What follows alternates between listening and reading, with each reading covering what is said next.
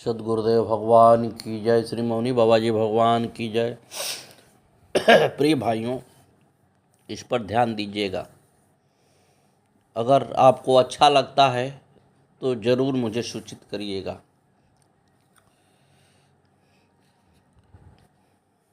चार तरह के प्राणी होते हैं।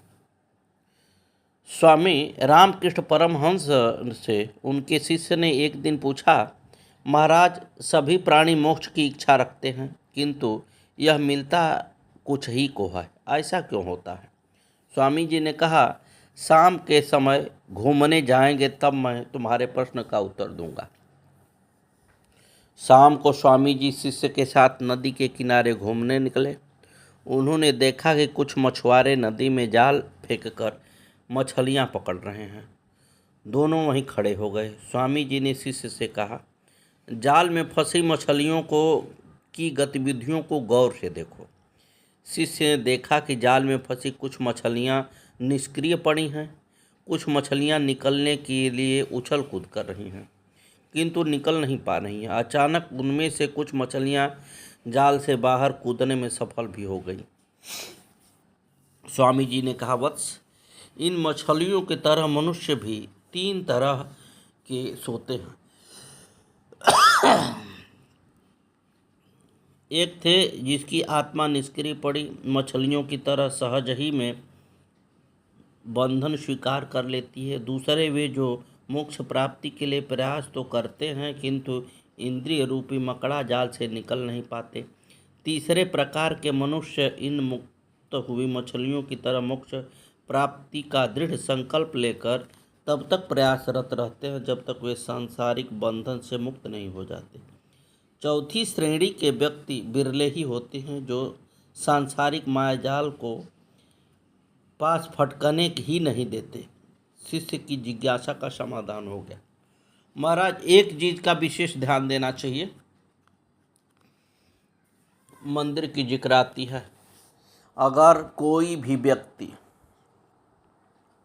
मंदिर बनाता है, मंदिर की शिखर के साथ मंदिर में देवताओं का प्राण प्रतिष्ठा कराता है, तो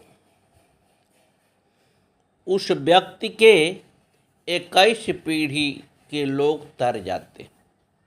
अब ध्यान से समझें कि एक तो बिना प्रभु की इच्छा का मंदिर बन नहीं पाता। दूसरे, अगर कोई बनाने में सफल हो गया तो बनाने में वही सफल होता है जो प्रभु का दास हो। पैसा तो अनेकों लोगों के पास बहुत है, लेकिन क्या कोई सफल हो पाता है? नहीं हो पाता। मैं आपको बताऊं कि चंद मैं मुट्ठी भर महिलाओं के साथ, चूँकि महिला का मतलब एक शक्ति, नारी शक्तियों के साथ मैं मंदिर बनाने का प्रयास किया और इस महिलाओं के आशीर्वाद से उसमें सफल भी हुआ। तो इन लोगों का बराबर का योगदान रहता है। और ऐसा नहीं है कोई कार्यक्रम कि मैं अपने से करा दूं बिना इन लोगों के सहयोग की, बिना इन लोगों के विचार विमर्श करने, क्योंकि ये सभी सदस्यगण बराबर के ही अधिकारी हैं। प्रभु की नज़र में जैसे हम हैं वैसे ही ये लोग हैं।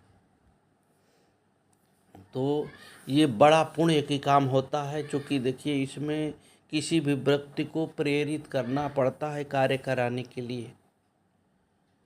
ऐसे तो कोई कार्य कराएगा नहीं। वैसे भी लक्ष्मी बड़ी दूर की कौड़ी हो गई है, कोई काहे को खर्चा करेगा। लेकिन मैं धन्यवाद आज भी देता हूँ उस नारी शक्तियों का जो कि मेरे साथ भरपूर सहयोग करती रही हैं और आज भी कर रही हैं। और मैं गुरुदेव से प्रार्थना यही करता हूँ कि ये महारानियाँ कभी शिथिल न पड़ें। ये सक्रिय रहेंगी तो मैं भी सक्रिय रहूँगा और उससे जो है एक ऊर्जा मिलेगी जो हम सभी के परिवार को तार देगी। लेकिन थोड़ा सा साहब लगाना पड़ता है। फेंकने से तो काम नहीं चलेगा, काम धरती पर दिखाना पड़ता है, लगना पड़ता है, मेहनत करनी पड़ती है। जो सबके बस की बात नहीं है वो तो वही कर सकता है जो किसके पास हर इच्छा हो, जो प्रभु चाहते हों। तो एक किंवदंती मुझे याद आ गई।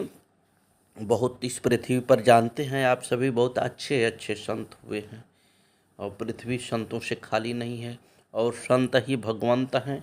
इसलिए मैं सभी संतों को हाथ जोड़ के प्रणाम करता हूँ, ऐसे नहीं बल्कि दंडवत में प्रणाम करता हूँ। आप सभी का अभिनंदन करता हूँ। गोरखनाथ के गुरु थे मच्छिंद्रनाथ। ये एक दिन निकले और रास्ता में जा रहे थे। मच्छिंद्रनाथ गोरखनाथ के सर में मारे टन, फिर आगे बढ़े, फिर मारे टन, फिर आगे बढ़ गए, फिर मारे टन। जब 5-6 बार ऐसा किए तो गोरखनाथ अपने गुरु के चरणों में प्रणाम करके उन्होंने कहा कि गुरुदेव, आपके चेला में वो चीज़ नहीं रह गई है। फिर आगे बढ़े तो फिर मच्छिंद्रनाथ ने मारा और कहा कि पगला, वो तो नहीं रह गई है लेकिन ये तो है। कहने का तात्पर्य ये है कि निश्चित रूप से तुम्हारा अहंकार चला गया है, लेकिन मैं शून्य हूँ, उसका तो अहंकार तुम्हारे पास विद्यमान है।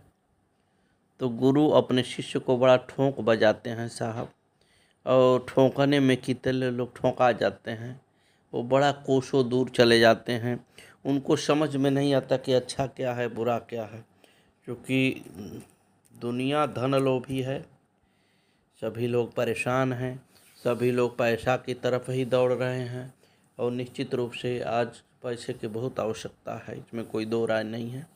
लेकिन हम सभी को सतर्क होके ये भी सोचना चाहिए कि पैसा ही सब कुछ नहीं है। आइए हम सभी मिलकर, दिवाली आ गया है, इसका हम आप सभी को मंगल कामना करते हैं। गुरुदेव से प्रार्थना करते हैं कि आप सभी लोग सकुशल रहें, परिवार प्रसन्नचित्त रहे। मैं अग्रिम बधाई दिवाली की आप सभी को देता हूं और आप सभी को सूचित करता हूं कि आइए दिवाली के दिन सद्गुरु के मंदिर प्रांगण में दीप जला के हम सभी दिवाली मनाएं, अपने गुरु का आशीर्वाद लें, गुरु से लाड़ प्यार करें। यही सत्य है साहब, बाकी तो जो हो रहा है वो होगा, उसको रोकना बड़ा कठिन है। लेकिन रास्ता दिखाना सभी का कार्य होना चाहिए, जितना एक दूसरे को समझ में आए दिखाना चाहिए। वही छोटा सा मैं प्रयास करता हूँ, ये कहते हुए कि हो सकता है कि कभी वाणी हमारी खराब भी निकल सकती है। हम भी तो आपकी तरह मानव हैं, कोई विशेष व्यक्ति है नहीं। तो इसको आप सभी क्षमा करेंगे। मैं आप सभी का वंदन अभिनंदन करता हूँ, सभी लोग मेरे श्रेष्ठ हैं, इसलिए क्षमा करेंगे। और निश्चित रूप से सद्गुरु के सानिध्य में आप सभी आए, आप सभी का स्वागत है। और जितना ही प्रभु का स्मरण करेंगे, गुरुदेव के दिए हुए मंत्रों का उच्चारण करेंगे, उतना ही कल्याण होगा। ये शरीर में अनेकों जन्म से जो धारण बार बार जन्म मृत्यु का जो चक्र चलते चलते मलिनता आ गई है, ये मलिनता गुरुदेव की कृपा से कट जाएगी। आप धन धान्य से परिपूर्ण हो जाएंगे, परिवार में शांति आएगी। लेकिन साहब कहते हैं ना कि भगवान को खोजना पड़ता है जी। ऐसा तो नहीं है घर बैठे बैठे मिलने वाले नहीं हैं। किसी देवालय में आप जाएंगे तभी तो दर्शन पूजा होगा, बिना देवालय से ऐसे तो नहीं होने वाला है। आप लोग खुद उदार प्रवृत्ति के व्यक्ति हैं, अच्छे इंसान हैं, भक्ति में रमिए, दूसरों का बुरा न चाहें, हिंसा प्रवृत्ति न हो। और फिर मैं दिवाली के पावन पर्व पर आप सभी को मैं प्रार्थना करता हूं कि दारू मांस से साहब को दूर रहें। ये जिसका हम मांस खाते हैं ना, वो व्यक्ति एक दिन हमारा मांस नोच नोच खाता है। ये राक्षसी भोजन होता है। पहले जो मांस मदिरा का प्रयोग करता था उसको राक्षस कहा जाता था। अब इस समय क्या कहा जाएगा मैं तो समझ नहीं पाता हूँ, लेकिन मैं अनुरोध करता हूँ कि इससे आप सभी कोसों दूर रहें। आपका स्वास्थ्य सही रहेगा, नेचर सही बना रहेगा। गंदा खाएंगे तो गंदा ही नेचर बनेगा। परिवार में कलह की स्थिति ऑटोमेटिक पैदा होगी। जहाँ ये सब दारू मांस का प्रयोग होता है वहाँ उस घर में गंदा रूह प्रवेश कर जाता है और उस परिवार में कभी शांति नहीं मिलती, उठा पटक बरोबर रहता है, झगड़ा इत्यादि होते रहते हैं। इसलिए आप सभी बचिए। जय जय श्री सीताराम।